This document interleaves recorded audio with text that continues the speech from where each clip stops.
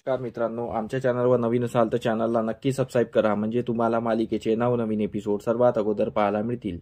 तर तुला शिकवीन चांगला स्थळा या मालिकेमध्ये काय घडलं ते आपण बघणार आहोत. 12 जानेवारीचा एपिसोड आहे.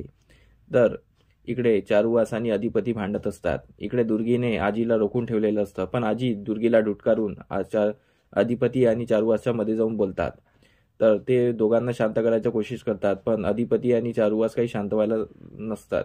कारण की अधिपती आईसाहेबची बाजू घेत असतो आणि चारुवास ही अक्षराची बाजू घेत असतो. चारुवास अधिपतीला भुवनेश्वरीचा चेहरा दाखवायची कोशिश करत असतो, पण अधिपतीने डोळे बंद करून टाकलेले असते. त्याला भुवनेश्वरीच्या खिलाफ काही ऐकायचं नसतं. चारुवास बोलतो, त्या भुवनेश्वरीने नुसतं घराचा नासोडा केलेला आहे, पण माझी सून जी आहे अक्षरा, तिने घराला एकत्र आणून घराला सर्वांना एकत्र आणण्याचा प्रयत्न केलेला आहे आणि सर्वांना खुश ठेवण्याचा प्रयत्न केलेला आहे. त्याच मुलीला तू या घरातून बाहेर काढलेला आहे. याला तुझी अनाडीपणा म्हणतात. तू शिक्षित असता तर तू असा विचार केला नसता. तर चारुवास त्याला टोचून बोलत असतात, पण अधिपती पण बोलतो, आम्ही काही त्यांना घराच्या बाहेर काढलेलं नाही आहे, त्या स्वतः चाललेले गेलेल्या आहे घरातून.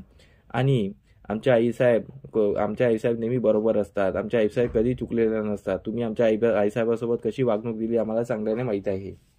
म्हणून आम्ही असं कधी करणार नाही ज्याचा आमच्या आईसाहेबाला त्रास होईल. तो आईसाहेबाचे खूप पक्ष घेत असतो, पण आजी दोघांना शांत करत असते, दोघांना खूप रिक्वेस्ट करत असते. पण इकडे दुर्गी मधात बोलते. दुर्गी मधात जेव्हा बोलते तेव्हा चारुवास बोलतात, तू गप्प बस, नाही तर त्या बाईच्या अगोदर मी तुलाच घरातून बाहेर काढेल. तर दुर्गीवर बासकावतो. इकडे अक्षरा आणि भुवनेश्वरी बोलत असतात. भुवनेश्वरी आणि अक्षरा घरी असतात. भुवनेश्वरी पण अक्षराला टोचून बोलत असते, पण अक्षराला काही फरक पडत नाही. अक्षरा बोलते, मी कायमची घर सोडून गेलेली नाही, मी लवकरच वापस येणार. तर भुवनेश्वरी बोलते, त्यासाठी तुम्हाला अधिपतीने घरला तर बोलायला पाहिजे. तर अक्षरा बोलते, हो का नाही बोलणार. अक्षरा हसत असते. तर भुवनेश्वरीला राग येतो. भुवनेश्वरी बोलते, ते तुम्हाला कधी बोलणार नाही. भुवनेश्वरी अधिपतीला पाल लावते आणि ते म्यूटमध्ये काय बोलले ते आपल्याला सांभाळील भागात करणारच आहे. तर अक्षरा चिंतेत पडलेली असते. भुवनेश्वरी तिथून निघून जाते. भुवनेश्वरी निघाल्यानंतर अक्षरा चिंतेत पडलेली असते. अक्षरा बोलते की मी जर घरी गेलेली नाही तर भुवनेश्वरी मॅडम अधिपती आणि माझ्यामध्ये खूप विष कालवणार आणि आमच्या नात्याला तडा जाणार, असं काही करणार.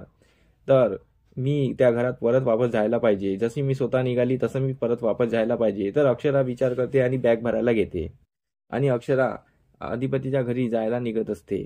इकडे अधिपतीने आणि चारुवासचं भांडण सुरूच असतं. आता सामोरी भागात हे पाहणं रंजक ठरणार आहे की अक्षरा भुवनेश्वरीच्या नाकावर टिचून त्या घरात एंट्री करणार आहे आणि अक्षरा अधिपतीला भुवनेश्वरीचा खरा चेहरा दाखवणार आहे.